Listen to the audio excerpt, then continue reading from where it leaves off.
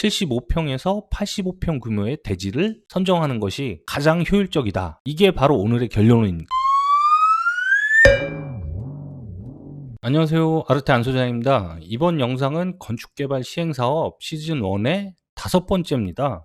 소규모 개발 사업에 적합한 대지 규모인데요. 왜 100평 이하인가? 요거에 대해서 좀 면밀하게 좀 살펴볼게요. 왜 대지 100평 이하인가? 이거를 설명드리기 전에 일단 간략한 그 용어를 좀 알아야 되는데요. 그 용적률이라는 것에 대해서 좀 설명을 드릴게요. 뭐 이전 영상에도 있지만 간단하게 설명드릴게요. 용적률이라는 건 연면적을 대지 면적으로 나눈 퍼센트예요. 여기 보이시는 이게 이제 도로고요. 이게 이제 우리 대지라고 가정을 하겠습니다. 이 그리드가 쫙 쳐져 있는데 이 한 칸을 1m로 잡을게요. 지금 10칸, 10칸이 돼 있습니다. 그럼 10m, 10m에서 이 땅은 100제곱미터예요. 그러면 대지 면적은 100이 되겠죠. 그 위에 우리가 건물을 이렇게 올렸다고 가정을 해볼게요.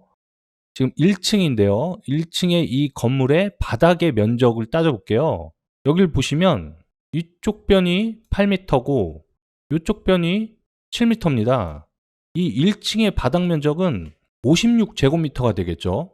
근데 이제 한 층짜리 건물을만 짓는 경우도 있겠지만 보통 없지 않겠습니까? 꽉 채우니까.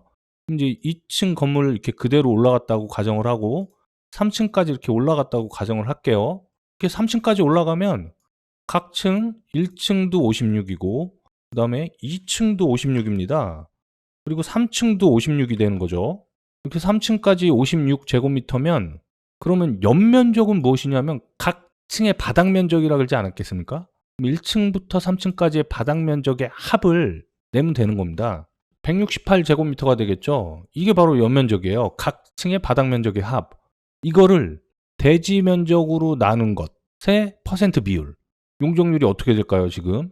여기 용적률은 168%입니다. 즉, 대지 면적이 100일 때 실제로 각 층의 바닥 면적을 다 더해 보니 168, 대지 면적 비율로 1.68배를 우리가 바닥 면적으로 계획을 한 겁니다. 거꾸로 해볼까요? 예를 들어 용적률 제한이 150%였다. 그러면 대지 면적 곱하기 1.5를 하면 150제곱미터가 되지 않겠습니까? 그러면 바닥 면적, 각 층에 다 합한 바닥 면적의 합이 150제곱미터인 거예요. 한 층당 50제곱미터씩 해서 3개 층을 올리게 되면 150%다 찾는 게 되겠죠. 자, 여기까지 이해되셨으면 다시 앞으로 돌아갈게요. 대지는 지역 지구에 따른 용적률 제한이 있습니다. 용적률, 아까 설명드린 대로 이 용적률이라는 건 대지 면적을 몇 배만큼 우리가 쓸 수 있느냐, 이 비율인데요. 그 통상적으로 보시면 그 서울 지역 기준으로 말씀드릴게요. 1종 일반 주거 지역은 150%, 2종은 200, 3종은 250% 이렇게 제한이 걸려 있어요. 그러니까 즉 예를 들어 100평의 땅이 있다면 1종 일반 주거 지역은 100평 땅의 1.5배만큼의 연면적을 계획할 수 있다. 연면적은 각 층의 바닥 면적 합이죠. 2종 같은 경우에는 200%예요. 2배죠. 그럼 100평이면 200평까지 우리가 지을 수 있는 거예요. 3종은 2.5배가 되겠죠. 그럼 250평 정도 지을 수 있는 겁니다. 대지가 100평일 때 우리가 흔히 2종을 많이 선택하지 않겠습니까? 그 소규모 개발 사업할 때. 그러면 2배까지 딱 질 수 있으니까 총 연면적, 즉 전체 건물의 면적은 200평이 되는 거예요. 그러면 왜 100평 이하냐? 뭐 200평이면 뭐 2종일 때 400평까지 지을 수 있으니 좋은 게 아니냐? 크면 클수록 좋은 게 아니냐? 이렇게 말씀하시는데 여기서 우리는 하나를 더 알아야 돼요. 용도에 따른 면적 제한이에요.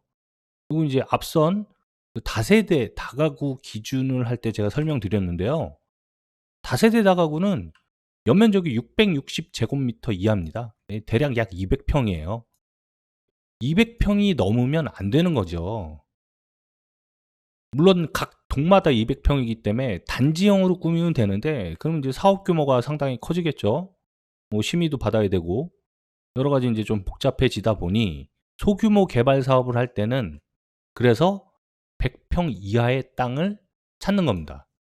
100평이 넘어가 봐야 우리가 연면적을 200평 이상을 할 수가 없어요. 200평이 맥시멈인 거죠.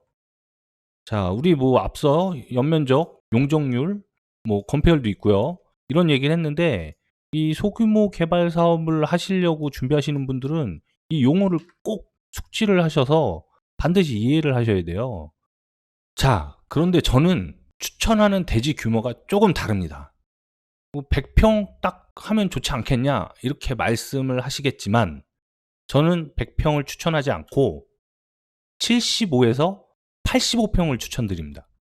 왜 이거를 추천드리냐 하면 조금 이제 다른 법의 적용이 있어요. 뭐냐 하면 에너지에 관련된 법이에요. 그 녹색 건축물 조성 지원법 하위 건축물의 에너지 전략 설계 기준을 보면 에너지 전략 계획서를 제출할 수 있는 규모를 정해 놨어요. 뭐냐면 연면적이 500제곱미터, 평수는 약 151평 정도 되는 건축물은 에너지 전략 계획서를 제출을 해야 돼요. 에너지 전략 계획서를 제출하게 되면 아무래도 그 건축물의 에너지에 관련된 여러 가지 법규의 규제를 받기 때문에 공사비가 좀 많이 상승을 합니다. 그리고 이 절차도 조금 복잡하죠. 그래서 저는 75에서 85평 요 규모를 추천드려요. 그 이유는 보세요. 연면적이 그러면 200평까지 우리가 다세대 다가구인데 150평을 하게 되면 에너지 전략 계획서를 제출하지 않습니다. 그럼 거꾸로 150평이면 대지가 몇 평이면 150평까지 딱 질 수 있을까요? 네, 75평입니다. 반으로 나누면 되죠. 대부분 200%니까 2종. 그럼 70평의 땅, 75평이죠. 75평의 땅을 알아보시는 게 좋고, 뭐 우리가 200%를 다 찾는 게 어려우니까 조금 여유치를 둬서 75평에서 85평 규모의 대지를 선정하는 것이 가장 효율적이다. 이게 바로 오늘의 결론입니다. 네, 오늘 왜 100평 이하의 땅을 선택해야 되는가에 대해서 설명을 쭉 드렸고요. 뭐 무엇보다도 이 용어들을 꼭 숙지하시는 게 가장 중요할 것 같아요. 오늘 영상 여기까지고요.